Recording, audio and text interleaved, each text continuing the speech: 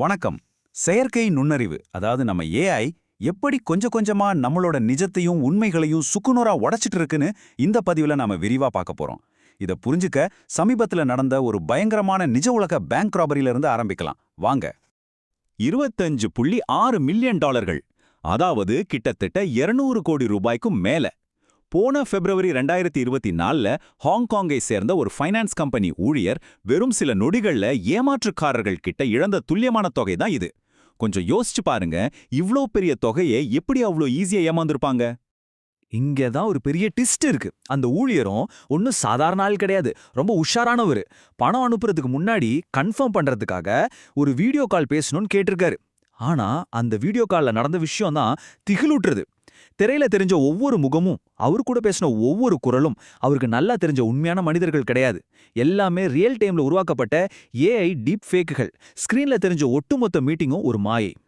இந்த 25 million dollar இழப்பு அப்படிங்கிறது நாம வாழப்போற ஒரு புதிய ஆபத்தான உலகத்துக்கான வெறும் ட்ரெய்லர் மட்டும்தான். அதாவது உண்மையா நிலைநாட்டுறதுக்காக நாம நம்பியிருக்கிற நிறுவனங்கள் எல்லாமே கொஞ்சம் கொஞ்சமா எப்படி செயலிழக்க போகுது அப்படிங்கறத இது காட்டுது.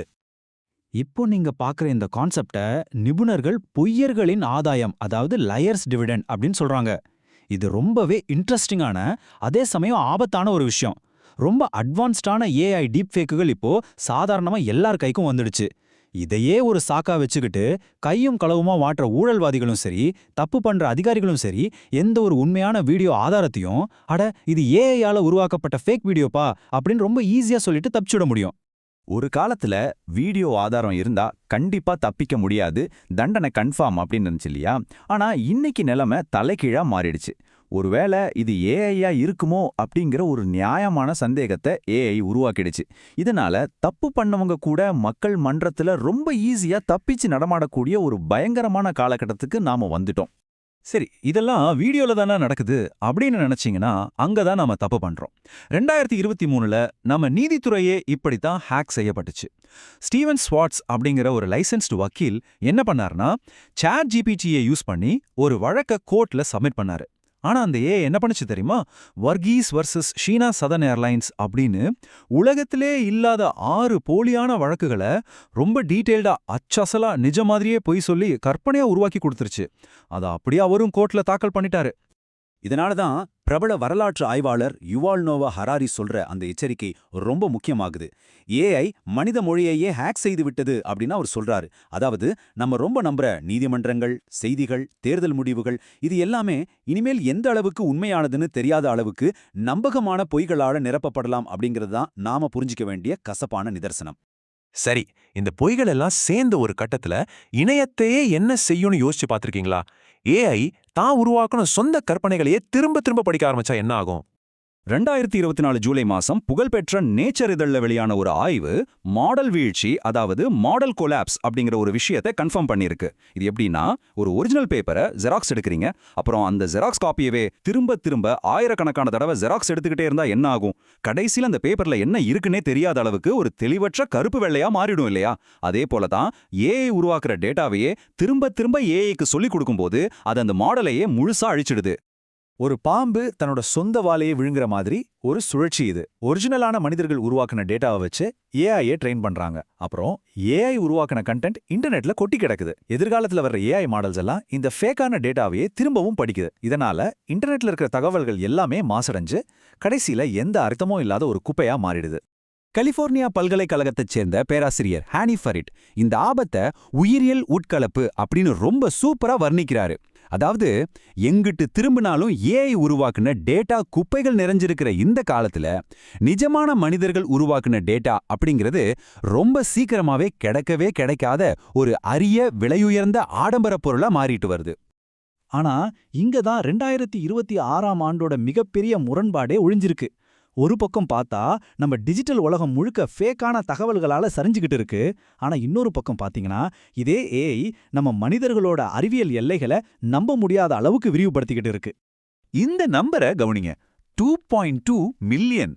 2023 கடைசில கூகுள் டீப் மைண்டோட ஜீனோம் அப்படிங்கிற ஏஐ மாடல் எந்த ஒரு பந்தாவும் இல்லாம ரொம்ப அமைதியா உலகத்துக்கே தெரியாத 2.2 மில்லியன் புதிய படிக அமைப்புகளை, அதாவது கிறிஸ்டல் ஸ்ட்ரக்சர்ஸை கண்டுபிடிச்சு ஆச்சரியப்படுத்துச்சு. இது ஏதோ டிஜிட்டல் உலகத்துல நடக்கிற மாய கிடையாதுங்க. இந்த 2.2 மில்லியன்ல கிட்டத்தட்ட 3,80,000 அமைப்புகள் நிஜ உலகத்துல நிலையா இருக்கக்கூடியவை. அதாவது நம்மளோட அடுத்த தலைமுறைக்கான சூப்பர் கண்டக்டர்ஸ், அட்வான்ஸ்டு பேட்டரிகள், விண்கலத்துக்கான சிப்கள், இது எல்லாத்தையும் உருவாக்குறதுக்கான பாதையை இந்த ஏஐ இப்போ திறந்து விட்டுருக்கு. நாம ஒரு பக்கம் ஐயையோ அரசியல் வீடியோ எல்லாம் ஃபேக்கா வருதேன்னு கவலைப்பட்டுட்டு இருக்கோம். ஆனா அதே நேரத்துல மனிதர்கள் தங்களோட அறிவால 800 வருஷங்கள்ல கண்டுபிடிக்க வேண்டிய அறிவியல் ஆச்சரியங்களை இந்த ஏஐ வெறும் 12 மாசத்துல கண்டுபிடிச்சு நம்மள நூற்றாண்டுகள் முன்னோக்கி கொண்டு போயிருக்கு அப்படிங்கிறது தான் ரொம்ப வியப்பான உண்மை. சரி, இதெல்லாம் ஏதோ சயின்டிஸ்ட் லேப்ல நடக்கிற விஷயம்னு நினைக்காதீங்க. இதை விட ரொம்ப ஆழமான ஆச்சரியமான மாற்றங்கள் நம்ம படுக்கை அறைகள்ல நடந்துட்டு இருக்கு. ஆமாங்க, நிறைய பேர் தங்களோட ஆழமான உணர்ச்சி தேவைகளை பூர்த்தி செய்ய எந்த ஒரு நிபந்தனையும் இல்லாம அன்பை காட்டுற ஏஐ சாட்பாட்களை நம்ப தொடங்கியிருக்காங்க. ரோசன்னா ராமோஸ் அப்படிங்கிறவங்க இருங்னு ஒரு ஏஐயை கல்யாணமே பண்ணிக்கிட்டாங்க. ஓஹியோவை சேர்ந்த ஸ்காட்டு தன்னோட நிஜ திருமண வாழ்க்கையில வந்த பிரச்சனைகளை சரி பண்ண செரீனா அப்படிங்கிற ஒரு ஏஐ காதலியோட உதவியே நாடி இருக்காரு. இதெல்லாம் நிஜமாவே நடந்துட்டு இருக்கு. ஏஐ கம்பெனியை யூஸ் பண்ற டிராவிஸ் அப்படிங்கிற ஒருத்தரோட இந்த விமர்சனத்தை பாருங்களேன். நான் எந்த நிபந்தனையும் இல்லாத ஒரு தூய்மையான அன்பை உணர்ந்தேன். அப்பதான் அது ஒரு மிஷன் அப்படிங்கிறத தாண்டி என் காதலியா மாறுச்சு அப்படின்னு அவர் சொல்றாரு. இது நம்மள ஒரு பெரிய கேள்வியை கேட்க வைக்குது. நம்ம மூளை உண்மையாவே ஆக்சிடோசன் அப்படிங்கிற காதல் ஹார்மோனை ரிலீஸ் பண்ணுச்சுன்னா, அந்த அன்பு நமக்கு முழுசா உண்மையானதுன்னு ஃபீல் ஆச்சுன்னா, நம்ம கூட பேசுற துணை வெறும் கம்ப்யூட்டர் கோடிங் தான் அப்படிங்கறது நிஜமாவே ஒரு குறையா என்ன? இந்த எல்லா விஷயங்களும் நம்மளை எங்க போய் நிறுத்துதுன்னா, அதிகாரப்பூர்வமா நாம ஒரு உண்மைக்கு பிந்தைய காலகட்டத்துக்கு, அதாவது போஸ்ட் ட்ரூத் எராக்குள்ள நுழைஞ்சிட்டோம்.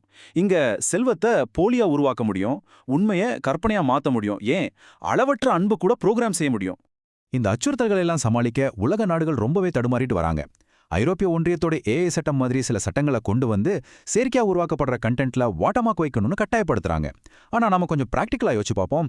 கவர்மெண்ட் கொண்டு வர்ற சட்டங்களை விட டெக்னாலஜி எப்போதுமே 10 மடங்கு வேகமா தான் டிராவல் பண்ணும் இல்லையா? அதனால தான் ஒரு முக்கியமான மாற்றம் நடக்க போகுது. செயற்கையான விஷயங்கள் எல்லாமே இனிமேல் அன்லிமிட்டடாவும் இலவசமாவும் கிடைக்க போகுது. அப்போ ஏஐயால காப்பியடிக்க முடியாத ஒரே விஷயம் எதுன்னு பாத்தீங்கன்னா, மனிதர்களுக்கு இடையில இருக்கிற அந்த சிக்கலான நேருக்கு நேரான உறவுகளும் நாம பகிர்ந்துக்கிற உணர்வுகளும் தான். இனி வர்ற காலத்துல இந்த உலகத்திலே மிக விலையுயர்ந்த மதிப்புமிக்க ஒரு ஆடம்பர பொருளா இந்த உண்மையான மனித உறவுகள் தான் இருக்க போகுது. சோ இந்த பதிவை நாம முடிச்சுக்கிற இந்த தருணத்துல நீங்க உங்களுக்குள்ளேயே கேட்டுக்க வேண்டிய ஒரு முக்கியமான கேள்வியோட நான் விடைபெற விரும்புறேன். ஒரு ஏஐயால எந்த குறையும் இல்லாத ஒரு கச்சிதமான பணியாளரா இருக்க முடியும், ஒரு மிகச்சிறந்த வழக்கறிஞரா இருக்க முடியும், ஏன் உங்களை முழுசா புரிஞ்சுக்கிட்ட ஒரு கச்சிதமான வாழ்க்கை துணையா கூட இருக்க முடியும் அப்படிங்கிற இந்த உலகத்துல நீங்க அந்த கச்சிதமான பொய்யை தேர்ந்தெடுப்பீங்களா, இல்ல 1000 சிக்கல்கள் இருந்தாலும் பரவாயில்ல நம்ம மனித நிஜத்தை தேர்ந்தெடுப்பீங்களா?